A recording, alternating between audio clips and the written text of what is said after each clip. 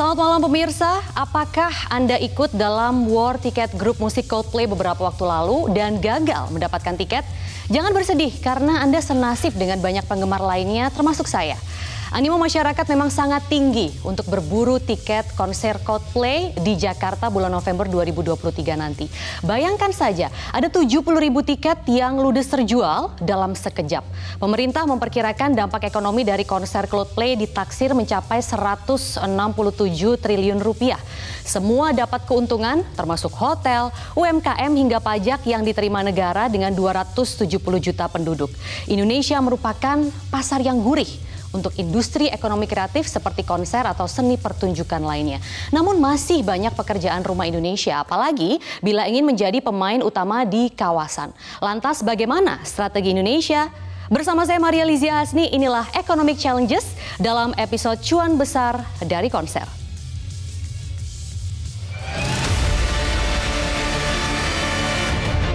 Indonesia adalah salah satu market atau volume yang paling besar di Asia Tenggara. Indonesia tuh selalu ada di puncak-puncak volume terbanyak dari total pendengar dan juga fans. Konser Coldplay ini salah satu pembuktian dampak daripada penyelenggaraan event dan atau MICE itu sebagai potensi recovery yang cukup baik. Kita berharap memang proses recovery itu juga lebih fokus kepada agenda MICE dan event. Pastinya Indonesia salah satu market yang paling seksi gitu, tidak hanya mungkin di Southeast Asia gitu, tapi Asia Pacific or maybe even global. Event seni dan event olahraga itu ada belanja masyarakat, karena problemnya kecepatan kita memberi izin itu sangat kurang. Saya kemarin sudah perintahkan izin itu harus sebulan sebelumnya sudah harus keluar. Dan untuk membahas ini pemirsa sudah bersama saya di studio ada Sekjen Asosiasi Promotor Musik Indonesia Emil Mahyudin dan juga sudah ada anggota Komisi 11 DPR RI Putri Anita Komarudin, kemudian Ketua Umum Perhimpunan Hotel Restoran Indonesia yang juga Ketua Umum Asosiasi Pengusaha Indonesia Haryadi Sukamdhani. Selamat malam Pak Haryadi, Mbak Putri dan juga Mas Emil. Assalamualaikum. Waalaikumsalam warahmatullahi wabarakatuh dan juga telah bergabung bersama kita pemirsa melalui sambungan Zoom ada Mas Menteri Pariwisata dan Ekonomi Kreatif Sandiaga Uno. Selamat malam Mas Menteri. Selamat malam. Assalamualaikum warahmatullahi wabarakatuh. Terima kasih sudah mengundang. Baik, terima kasih kepada semua narasumber yang sudah bersedia berbagi informasi di Economic Challenges kali ini. Mungkin untuk pertama-tama ini saya ingin mengetahui kacamata dari promotor terlebih dahulu. Ini kaget nggak sih Mas Emil melihat animo masyarakat Indonesia yang begitu besar terhadap berburu tiket konser Coldplay ini? Apakah ini memang sudah sesuai ekspektasi atau sebenarnya malah bisa lebih? Sebenarnya lebih ya, dan harusnya memang lebih ya? Iya, karena memang market Coldplay di Indonesia itu memang sangat besar dan kehormatan buat Indonesia setelah beberapa kali Coldplay itu datang ke kawasan Asia Tenggara dan selalu melewati Indonesia. Selalu melewati Indonesia dan ini untuk pertama kalinya Coldplay itu memasukkan jadwalnya itu ke Indonesia gitu. Dan kita lihat juga dari info antrian yang kita dapat ya, itu hampir 1 juta tiket, itu 1 juta pengantri itu nggak dapetin tiket untuk konser Coldplay nanti. Harusnya animonya lebih besar kalau misalnya ada tambahan hari atau gimana nih? Ya harusnya ya, mungkin kita bahkan bisa 5 hari harusnya kalau kapasitas per harinya itu adalah 70.000 tiket kurang lebih gitu ya. Oke, karena ini memang promotor melihatnya ini masa-masa keemasan begitu ya dari konser-konser khususnya konser mancanegara di Indonesia karena setelah pandemi begitu. Apakah ini memang periode keemasan kita? Dibilang periode keemasan sih iya ya, terutama karena ya setelah pandemi tadi itu. Dan sebenarnya fokusnya kami dari Asosiasi Promotor itu sebenarnya bukan hanya Coldplay ya, tetapi juga masih banyak lagi artis-artis yang akan tampil di setelah Coldplay ataupun bahkan kemarin sebelum Coldplay gitu. Makanya waktu itu kami sempat memperjuangkan agar semua konser di Indonesia itu bisa berjalan dengan baik tanpa ada kendala apapun. Di akhir tahun kemarin kan kita juga punya banyak sekali event besar ya. Salah satunya kita juga ada DWP, Heads in the Clouds, Soundrenalin yang semua juga berjalan dengan baik. Emang sudah event tahunan kan ya? Betul, kemudian juga ada Hammer Sonic yang juga kemarin juga bisa berjalan dengan baik gitu. Oke, jadi itu bisa menjadi contoh begitu ya untuk persepsi Indonesia ke depannya di mata mancanegara. Sekarang kita akan coba ke Mas Menteri. Mas Menteri, tadi yang saya catat begitu ya dari Mas Emil adalah harusnya ekspektasinya bisa lebih animonya. Tapi untuk Mas Menteri sendiri kemarin juga sempat happy nih kayaknya karena Coldplay akhirnya bisa manggung di Indonesia. Nah mungkin juga bisa dijelaskan, silakan Mas Andi. Ya, tentunya kita patut bersyukur ya karena kebangkitan ekonomi kita dan juga dari sisi lebih banyak event-event telah memberikan dampak positif terhadap penciptaan lapangan kerja dan terpromosikannya Indonesia sebagai destinasi wisata khususnya untuk MICE. Dan event konser musik ini akan membantu tercapainya target kunjungan wisatawan yang 8,5 juta tahun ini dan 1,4 miliar pergerakan wisatawan Nusantara di tahun 2023. Nah, kami melihat bahwa ada semacam pent up demand.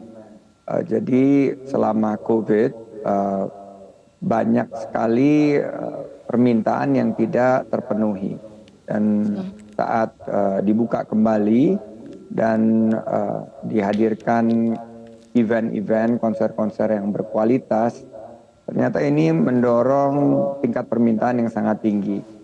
Untuk Coldplay sendiri ini merupakan sebuah rekor, saya diberitahu oleh promotor bahwa total angka 3,2 juta yang memesan ini adalah capaian tertinggi. Oleh karena itu kita memberikan satu semangat untuk meminta ditambahkannya 1 hari lagi di sini. Dan ini akan nanti insya Allah iklim bisnis akan tercipta, kembalinya sektor event. Mas Emil nanti mungkin bisa cerita bahwa setiap konser musik ini ribuan lapangan kerja tercipta dan ini bagian daripada target penciptaan 4,4 juta lapangan kerja baru di. Jadi banyak sebenarnya yang didapat oleh Indonesia ya, Mas Menteri ya, kalau dalam ini. Tapi kita sampai di situ dulu karena tadi Mas Menteri sempat menyinggung minta ditambah 1 hari lagi. Dan memang saya juga sudah dengar pernyataan itu beberapa hari atau beberapa waktu sebelumnya dari Mas Sandiaga Uno. Itu kabarnya bagaimana? Apakah terwujud? Bisa terwujud tidak? Masih dalam proses dan kita berupaya. Dan saya telah memberikan dukungan karena promotor meminta pemerintah menyampaikan dukungan karena saya melihat bahwa akan lebih banyak manfaatnya jika konser itu ditambah di sini dibanding kalau akhirnya orang Indonesia yang tidak dapat tiket itu berangkat mencari kesempatan untuk menonton di luar negeri. Dan ini tentunya akan secara totalitas lebih menguntungkan jika eventnya itu dilakukan di Indonesia. Harusnya lebih untung buat di Indonesia. Mas Menteri, tapi faktanya nih Singapura mendapatkan 4 hari ternyata di tengah negosiasi Indonesia memohon 1 hari lagi. Boleh kita simak terlebih dahulu, ada tayangan cuplikan dari Mas Sandiaga Uno berikut ini pemirsa. Singapura ini jika sudah resmi bahwa ini adalah 4 hari, tentunya kita harus mengambil langkah-langkah antisipasi agar tidak berbondong-bondong demikian. Apakah mereka bisa perginya dari Batam, kita buatkan paket wisata di Batam, jadi kita nggak total loss gitu. Mereka boleh menonton konser tapi menginapnya di Batam dan Bintan. That's how you should think. Ya, supaya tidak total loss. Gimana nih Mas Andi, apakah total loss karena Singapura mendapatkan 4 hari sementara kita baru 1 hari? Ya, kita lagi baru 1 hari dan berupaya untuk 2 hari. Dan dapat dipastikan kalau misalnya Singapura itu betul mendapatkan alokasi 4 hari, maka banyak yang tidak mendapatkan tiket akan mencoba peruntungan. Karena pembukaan penjualan itu akan dilakukan sebentar lagi di Singapura. Nah, kita harus cepat tanggap mungkin dengan Pak Haryadi dan teman-teman di PHRI Kepri. Kita ciptakan konsep di mana mereka bisa paket wisata menginapnya dan berwisatanya itu di Batam dan Bintan, tapi mereka mungkin menonton satu hari konsernya di Singapura, sehingga kita mendapatkan dampaknya juga. Dan di tengah kebangkitan dari pandemi kita butuh membuka peluang usaha untuk masyarakat sekitar Kepri yang selama ini menggantungkan hidupnya dari kegiatan pariwisata yang terintegrasi dengan kegiatan yang ada di Singapura.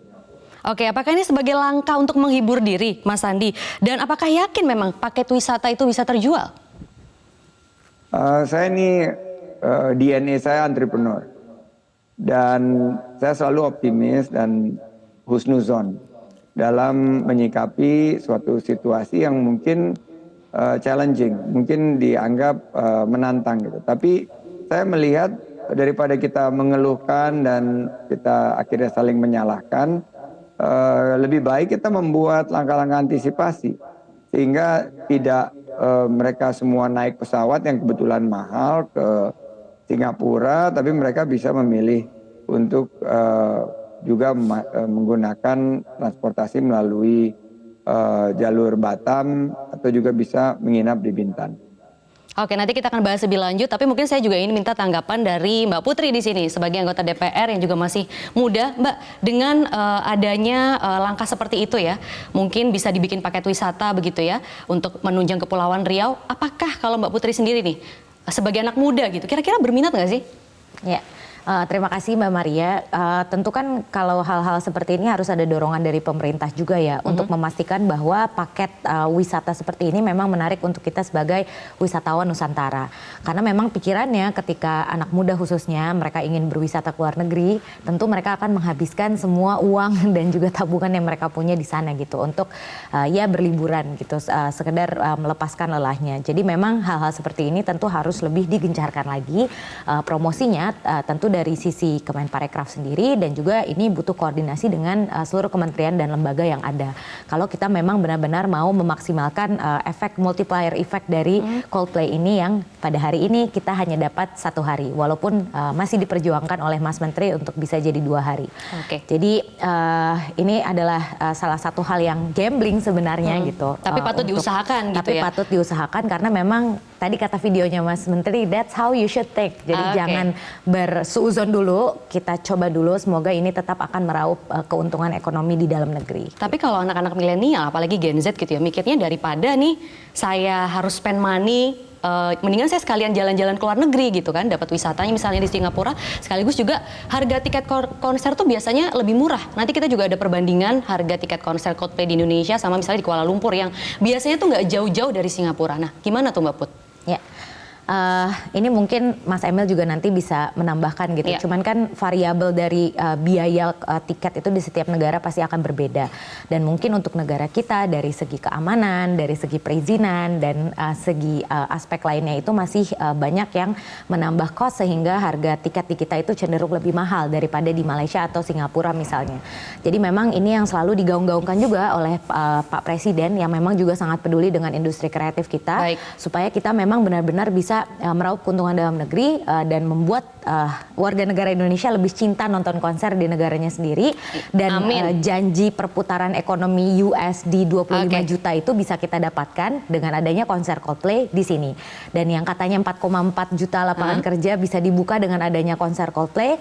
Kalau misalnya ada alternatif yang seperti itu kan pasti tidak akan sebesar potensi yang bisa kita dapatkan kan. Gitu. Sebenarnya banyak sekali potensi yang masih bisa digali dari konser. Salah satunya konser Coldplay ini ya. Saya juga ingin sekarang ke Pak Haryadi, misalnya Pak Haryadi, penyedia jasa misalnya akomodasi pengusaha ini kan ikut kecipratan pastinya. Nah, seberapa besar sih kecipratannya begitu? Nanti bisa dijelaskan Pak Haryadi, tapi kita harus jeda terlebih dahulu pemirsa, jadi jangan kemana-mana, tetaplah bersama kami di Economic Challenges.